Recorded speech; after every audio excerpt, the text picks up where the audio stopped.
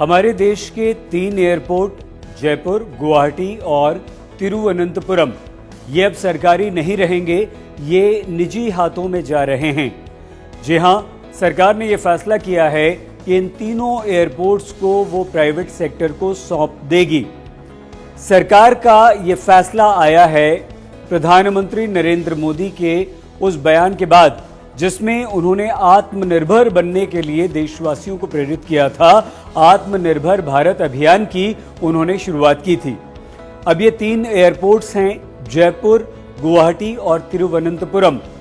इन्हें 50 साल की लीज पर प्राइवेट हाथों में सौंप दिया गया है और यह फैसला सरकार कर चुकी है। इन तीनों एयरपोर्ट्स को सरकार ने नीलाम कर दिया है और नीलामी की प्रक्रिया इस तरह से अपनाई गई कि पहले टेंडर्स मंगवाए गए और उसके बाद जिस कंपनी ने सबसे ज्यादा बोली लगाई, सबसे ज्यादा पैसे दिए, उसे सौंप दिया गया।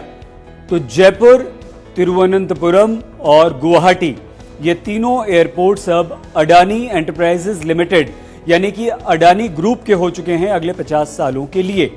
अब इसका मतलब क्या हुआ? इसका मतलब ये कतई नहीं हुआ कि सरकार ने ये पूरी तरह से बेच दिया है। हां, सरकार ने इन तीनों एयरपोर्ट्स को 50 साल के लिए लीज पर अडानी ग्रुप को जरूर दे दिया है, लेकिन इसमें एयरपोर्ट्स अथॉरिटी ऑफ इंडिया की भागीदारी रहेगी जो कि सरकार के अधीन आती है। और जब 50 साल पूरे हो जाएंगे लीज के, उसके बाद फिर से ये तीनों एयरपोर्ट्स पूरी तरह से एयरपोर्ट्स अथॉरिटी ऑफ इंडिया के पास आ जाएंगे यानी कि सरकार के अधीन। अब आपके हमारे लिए जो सफर करते हैं इन एयरपोर्ट से फ्लाइट्स लेंगे या यहां पर हम लोग लैंड करेंगे तो उनके लिए क्या बदला है, आइए हम आपको बताते हैं। जयपुर, गुवाहाटी और तिरुवनंतपुरम एयरपोर्ट्स की देखभाल अब पूरी तरह से अडानी ग्रुप के पास होगी।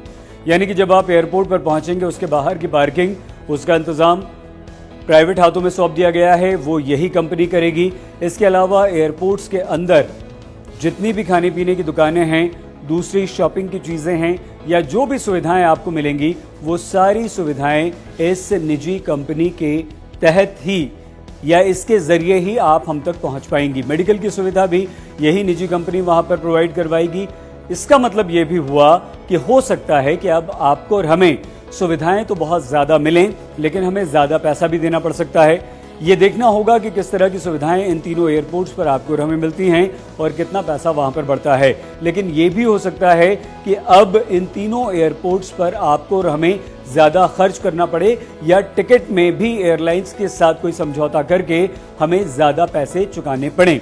हालांकि सरकार की तरफ से 1070 करोड़ रुपए एयरपोर्ट्स के रखरखाव, उनके विकास के लिए दिए गए हैं, लेकिन अब ये पैसा इन 3 एयरपोर्ट्स पर खर्च न होकर देश के छोटे छोटे एयरपोर्ट्स पर खर्च होगा। इस फैसले का विरोध भी हुआ है। केरल के मुख्यमंत्री पिनाराई विजयन ने प्रधानमंत्री नरेंद्र मोदी को चिट्ठी लिखकर इस फैसले का विरोध करते हुए कहा है कि केरल सरकार की इस फैसले में अनदेखी की गई है और ये फैसला यानी कि ये 3 एयरपोर्ट्स निजी हाथों को सौंपना गलत है, नियमों के खिलाफ है। इसके अलावा केरल के मुख्यमंत्री विजयन ने कहा कि स्पेशल पर्पस व्हीकल को आप तिरुवनंतपुरम एयरपोर्ट के प्रबंधन और संचालन की जिम्मेदारी सौंपिए, जिसमें केरल सरकार साझेदार भी है। लेकिन केंद्र सरकार ने ऐसा नहीं किया है और इसी का विरोध अब केरल के मुख्यमंत्री कर रहे हैं। इस डील को, इन 3 एयरपोर्ट्स को और खासतौर से तिरुवनंतपुरम एयरपोर्ट को अडानी ग्रुप को सौंपने का विरोध कर रहे हैं।